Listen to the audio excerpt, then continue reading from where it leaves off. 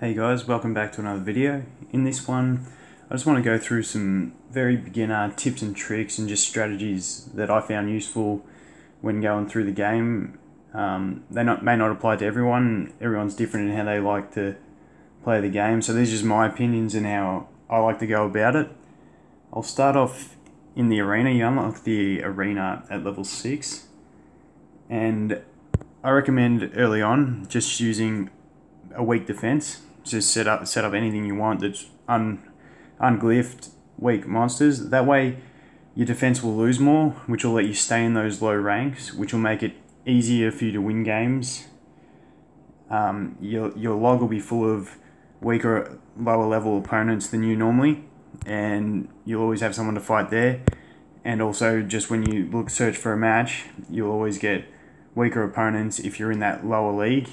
And early on, it's just easier to be able to fly through arena matches and not have to stress too much about trying at it. It's just, if you can get quick points, it's just easier basically, so you can focus on leveling up your monsters.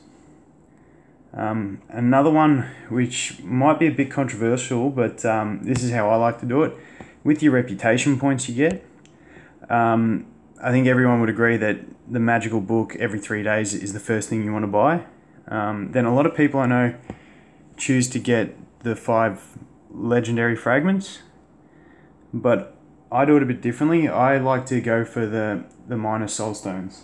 Just the reason being, when we look at the maths of it, to get a full legendary soul stone, you're going to have to buy that 150 20 times, which is a total of 3,000 reputation.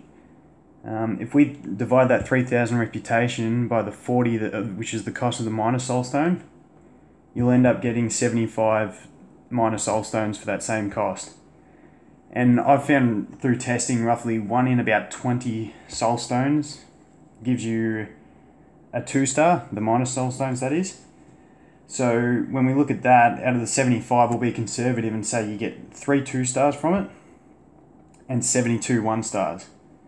Now, if we divide those 72 1-stars by 4, which is the amount of creatures required to do a skill up on one of your creatures, that gives us a total of 18 skill ups for the same cost as 1 legendary soulstone, which averages out to be 4.5 skill ups per element for the same cost of your legendary soulstone. Now, I know some people just want to get that legendary and want to get the guaranteed 3-star, possibly a 4-star. And that's fine if that's the way you like doing it. But for me, I just like to play it safe. And sort of when you get to this mid-game sort of section where I am, once you get to sort of level 35, you start to get more books. And the trouble you have is you can't skill things up because you don't want to use your 2-star fodder to skill up, because you want to use them to rank up. And you get into the hassle of just being stuck with, I find especially with water, I just have no 1-stars to skill up all my creatures. So that's just my personal opinion on that. Like I said, everyone's different, but see how you go. The next thing I wanted to look at was the magical houses. I'm not sure what level it was you unlocked the magical house, but you can go in and choose one of the 3 houses, the magical houses here. I personally found that Chimera was very useful, as I look at these as basically a more win type thing. So with these two, they're more defensive, and when I build my teams, I like to build them strong enough so that they can survive.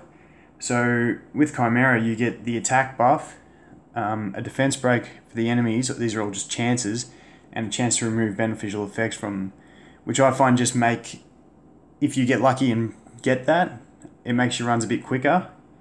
Whereas in these ones, in the anima, you do get the speed up, which I guess is the same sort of idea, which can be good, but especially in the materia, it's all about weakening your opponents and giving you defensive buffs and stuff like that, which I just find if you build your team strong enough, they won't need those buffs to get through it, and the Chimera just gives you that extra speed onto your already safe team.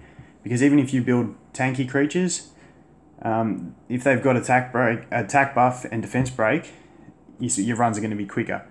Also for farming fodder, your farmer, even if it's something like the Ice Knight early game, which is a good 2-star farming monster, if he gets the attack buff and the enemy has the defense break, he's going to get through that quicker as well. So that's just my choice on that one. The next thing I wanted to go through was how to buy creatures from the shop, because I showed this in one of my previous videos about getting the water nymph from the shop, but I just wanted to go through it just so everyone knows, new players know, that you go to the Tower of Trials here, TOT, and in every 10 levels there will be one level where you can obtain the stones here. So for this one it's level 6, and it's just a random chance of getting either blue, green or orange stones. And basically, so I suggest every month, because it resets monthly, you just get as far as you can, farm those levels. So each time you play that level, they buff the rates. Now it's a 50% chance of getting a stone drop. So you just repeat the level until you get the 3 drops of the stones. It'll go green, then you know you're done. You can keep working through. And I highly suggest to work through as far as you can into this. Once you start losing, don't stress too much. It's not worth wasting energy refills if you're failing. Also, at the end of the month, I always like to go through and do the nightmare just as far as I can, just once again to get more of those stones, because they're useful. You can even get some good 4-star creatures from them if you get enough drops over enough months. So that's a good one. Another tip is towards the end of the month, they'll often do a free entry into TOT, and that can be a chance for you to get some free experience farming. So if you just go into advanced, do the highest level you can with a single monster, it might be around here somewhere, you can just farm up 4 other monsters worth of experience. So it's just a little trick thing. If you're on when it's free, give it a crack, and if not, it's not really any hair off your chest, so don't worry about it.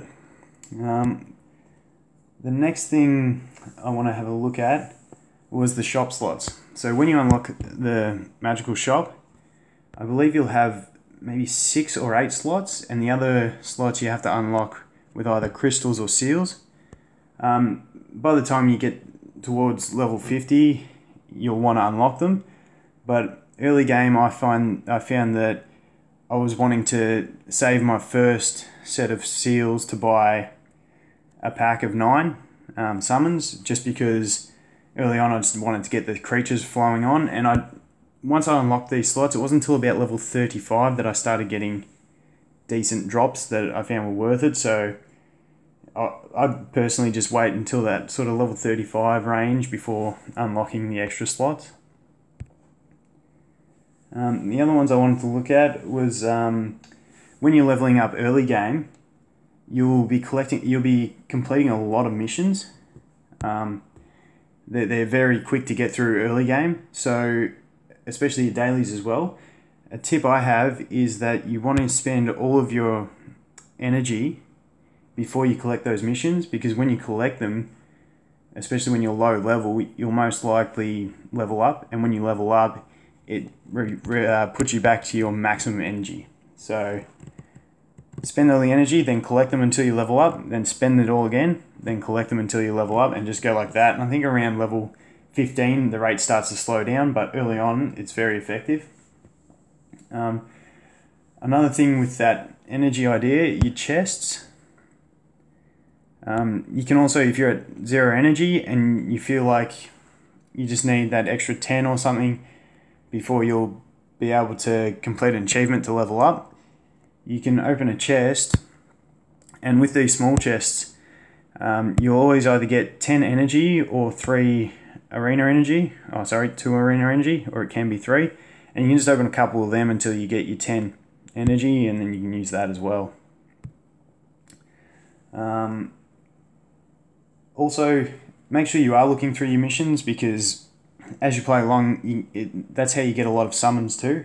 It's very handy just collecting a lot of shards, and then through all the shards you'll be able to summon a lot more. So some of these, even as you level up, you get more achievements, and then each of these 1, 2, 3, 4, 5 relate to the scenario.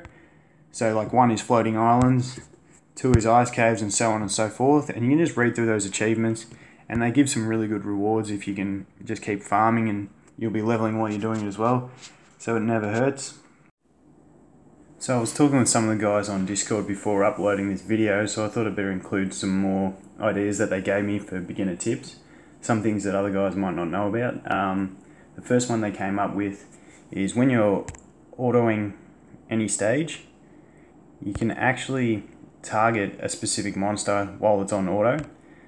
So let's go through this with whatever, and when you get into it, you'll just basically tap on the monster you want your team to target while it's on auto, and that's who they will all target. I'll try to, hopefully, as you can see on that silverback, it's got the blue ring around him, so everything's going to automatically target him with their attacks. So that's just a good little tip for beginners. Another one is when you see the health bars on creatures, some people have asked what the lines mean, and the lines are basically just how tanky that monster is. So the more lines, the harder it is to kill, is the basic gist of that. Another one, which I didn't go over earlier when I was talking about the shop, books sometimes come up in the shop, and for me, I only ever spent crystals on books. Sometimes they come up for, I think it's about 195,000 crystals, so those ones I buy every time. They also come up for about 115 seals, and for me, I just find that seals, especially when you get a bit later in the game, that 115 is almost 3 refills of your energy. And once you get to the stage where you can do level 10 of Tower of Houses or the Elemental Towers, I find I normally get a book every sort of 20 to 30 runs, and from those 3 refills, I just feel I'd rather use that to get more items to evolve my creatures, as well as that book. Obviously you don't get that book every time, but I just like to be able to play the game more than to waste my seals on stuff like that. And that comes early game as well with the seals, as I mentioned as well. It's good to buy a few of the 9 packs of summons from the shop, just these ones. But once you get a solid roster of 2 stars that you can use, and maybe a couple 3 stars, that's when I'd start saving your seals and just using them for energy refills.